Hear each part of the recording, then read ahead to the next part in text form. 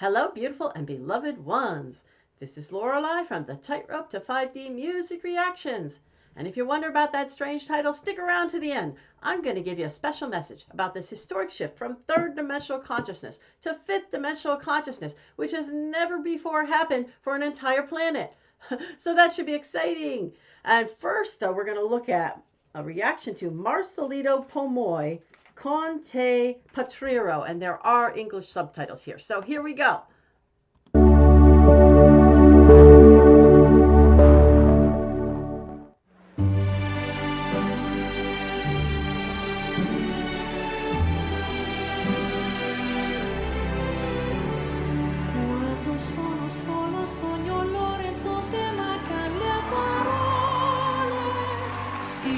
Che luce, luce buona stasa quando manca sole. Sei, non ci sei, tu con me. Time to say goodbye. What? I haven't done him in a while and I forgot. He's the one that skips from a head voice to a chest voice and simulates that kind of male-female sound. Oh my goodness, let's go back and hear that again. Oh. Time to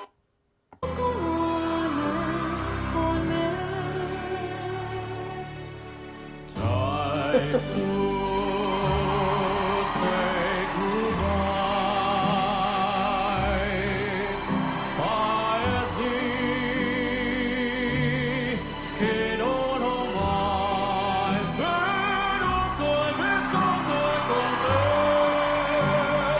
it's time to say goodbye. Quando sei lontana sogno Lorenzo te mancan le parole. E io sei lo so che sei con me. Con me, con me, con me. Time to say goodbye.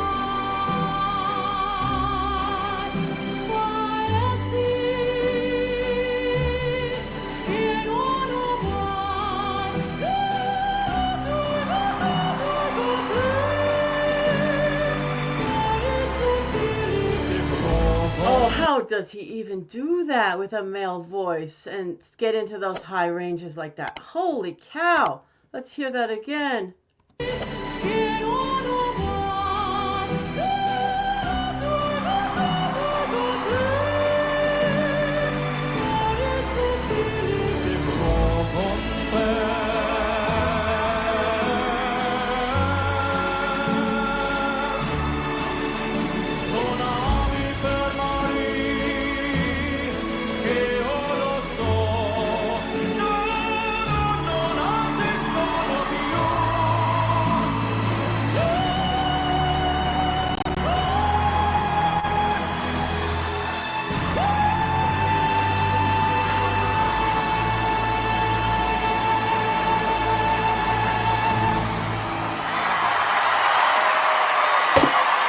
Oh, we gotta hear that one again. Oh my goodness.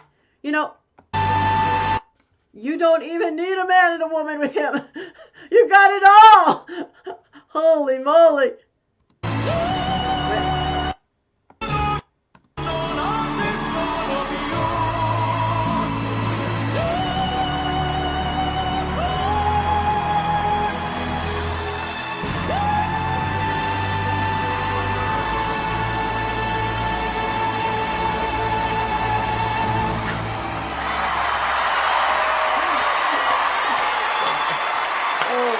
Goodness. Oh my goodness. MARCELITO POMOY! I don't know. I hope they let me show this to you guys. I know you're not going to see it and know that I ever said that if they don't, but you know, a lot of times America's Got Talent doesn't let us show these things. You know, they just, with their copyright stuff, but This is so good. It's so good. I tried one with subtitles so you could see the subtitles, and maybe they'd let it fly under the radar. I don't know. But wow, was that so powerful? Oh my goodness. And I mean, if it had been a man and a woman, it would have been beautiful singing there together. But here being one person singing all that, it's like unbelievable. It's extraordinary. Ah, he's unbelievable, this one. It's like a combo platter, of male and female. It's like unbelievable. And we all have male and female energies. Let's not get confused on that. All of us have it all, right? It just happens to be what body we were born into, like sort of drives what we'll put a little more focus on in that particular life. But balance of the male-female energy within you is very important. So he's certainly doing that. He's balancing. Oh my goodness. Well, so let's see, put it on my scale. 1 being very third dimensional, fear, pain, sadness, anger. 10 being very fifth dimensional, love, peace, joy, bliss. Well, this is all about love, right? And it's the sound of it lifts you up, right? Because it's just, you can hear it, it uplifts you, right? The male and the female both are kind of lifting you up to the heavens. And it's about love, now it's about a human love, so we want to always remember to get a largesse of our love from the divine, because that never fails us. But any kind of love is a great thing, right? Higher dimensional thing. So with this one, this is high. I'm going to go with like a 9.5. Excellent job, Marcelito. It always lights me up when I see something wonderful like that. And now let's get to, if you want to know a little bit about me, go to the About Me video here on this channel. And you can go to the longer one. If you want to see afterwards, it'll lead you to a longer one. If you want to see a little more about my Forged in the Fire journey through dimensional reality. And also there's the About Lorelei link on Patreon, which is a kind of a written version. And finally, I now have membership tiers. So come on, join me. The first tier is going to be just all different kinds of reactions that you have asked for or that I've wanted to do, which I can't always do everything on my main channel. And the second is going to be strings of your favorite artists. Once again, you asked for a ton of reactions for your favorite artists, so I'm going to do a bunch of them. And then the higher one is going to bring you things that will uplift you that I have and can give you, for instance, readings and meditations and songs and all kinds of things like that I can do personally. So that's that. So I hope you join me. Okay, let me talk about my little message here. By the way, like my video, if you enjoyed it, like mine, like theirs. It's in the notes. His is in the notes, so that's important. And subscribe.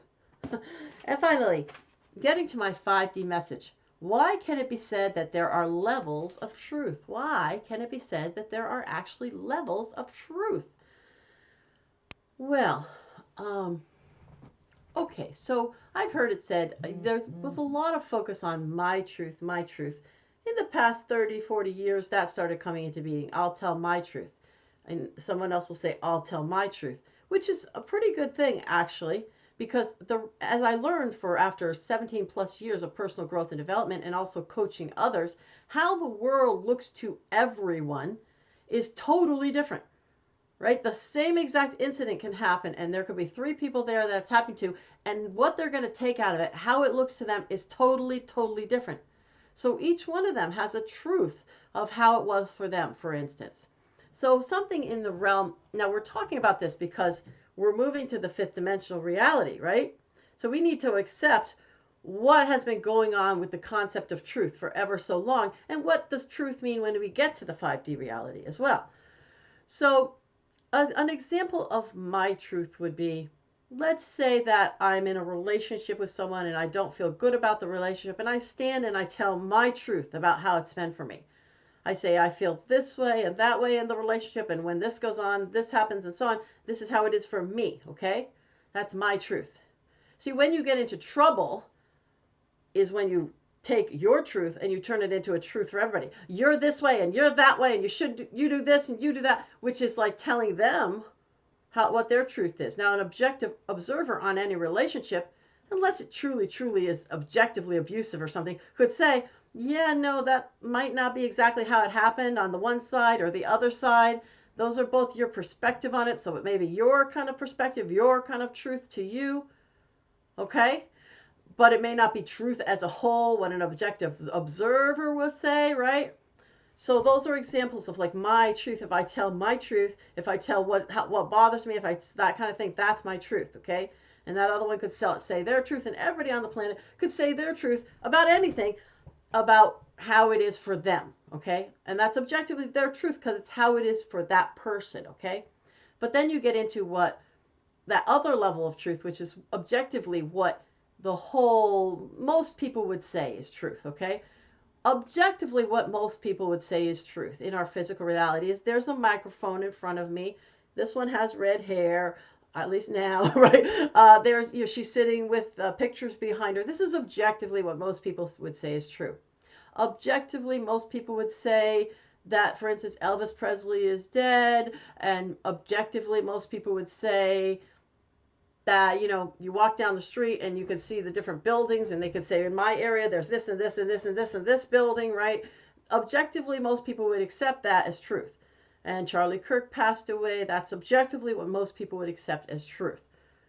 So those are the kinds of things like that almost everybody would accept as truth. Is like there's something that like really, it's in concrete truth, it's in concrete space and time, in concrete reality, right? In this reality, let's just say this reality, okay?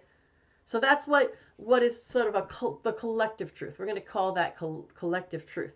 Now, interestingly, though, when we talked about the Mandela effect, you got to go back and watch those videos, look for it in the notes. There's an objective collective truth, for instance, that Mandela died. And there's an objective collective truth that he came out of the prison and didn't die. So that's pretty interesting. So even the nature of that truth that we would objectively say is true, JFK died in 1963, objective truth, we would say, there is a question mark because there can be collections of people who see it one way and who see it another, which sounds crazy, doesn't it? But we found out this because of this Mandela effect. I don't think necessarily historically that's been the case where the whole collection would think one way, one set would think this way. I mean, about an objective, what seems to be an objective truth, right? But it's been coming up because of the shifts in timeline as people change their past by the masses. Then a bunch of people have a different memory. Isn't that crazy? It's kind of like a Back to the Future effect, right? But I don't want to get too much on that tangent. So we have my truth. We have what's usually as a collective, objectively true, right? But then, so let's say we're going to call that collective third dimensional. Let's call that third dimensional truth. Collective third dimensional truth, okay? All of that kind of stuff that I described to you lives in that land of collective third dimensional truth. And what's been a problem, of course, in our reality here is that people have been trying to stick my truth onto collective third dimensional truth. So person's truth might be, I feel that I should have been born a man, and I'm going to be a man, and I'm going to say I'm a man. And now they're trying to put it into collective truth and say, you must accept what I say. All of you out there must accept my personal truth as your truth. Well, no, that ain't going to fly, because objectively, we can look at you and we can see. You can look at me, you can see I'm a woman, right? Objectively, you can see that, right? So that's not going to fly. It's not going to fly to put your personal truth out. This is always the problem, to take your personal truth and put it out and call it somebody else's truth. So this is just a mass way that they've been doing it to the entire population, trying to take a personal truth and make it into the collective objective truth, right? And that's kind of new. But you've always been doing this thing of trying to take your truth, right, and call it everybody's truth, like in terms of your loved ones, and you did this because of such and such. Well, that's your truth. That's why you think they did it. You have no idea why that person did that. You have no idea. It might have been inadvertent. They might not have put a thought into it. You did it because deep down you resent me, and you're angry at me for such and so forth, and this and that, and you've never given up. You're upset with this and that. No, that's your objective truth. That's your personal truth. What you think to be the matter.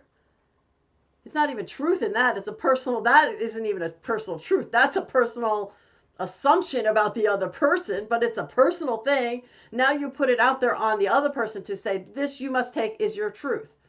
We all do that. Isn't that sick? It's twisted, right? We do that to other people, right? we take our personal, not even truth, but assessment, and we put it over there on the person who's actually doing the thing to say that's your truth. So it's even worse when you take a personal truth or a personal feeling, whatever it may be, and you try to put it on the entire collective. It's just not going to fly. So you have your personal truths, which is just personal to you. You cannot put them on anyone else. It is yours and only yours. You have your personal perspectives, also personal to you. You cannot put that on anyone else. It is yours and only yours. I say you can't put it, we do it all the time, but if you do try to put it on someone else, that's where friction and upset and arguments happen. We must keep our own personal truth and our own personal perspective as ours and not try to give it to the rest of the world. Then we have the collective, what seems to be an objective truth, okay? And that's the one, again, people are going to fight tooth and nail if you try to put your personal truth into the objective, collective truth, whatever you're trying to say, saying I'm a man, but I look like a woman, saying I'm a woman, but I look like a man. Whatever you try to put on them, people are going to balk. They're not going to accept it because objectively, that does not look to be true. And it is not true in the world of physical reality. Really, in the world of physical reality, you were born a certain sex, you are that certain sex. If you'd like to dress another way, feel free. If you'd like to enjoy life some other way, feel free. But don't try to tell us that that's what's objectively true is not true, because that ain't gonna fly. That's the third dimensional collective objective kind of truth that we have there. But then we have another truth, a whole nother level of truth. And this is the level that we're moving in. When we move up to the fifth dimension, we have a whole nother level of truth. And that's universal truth.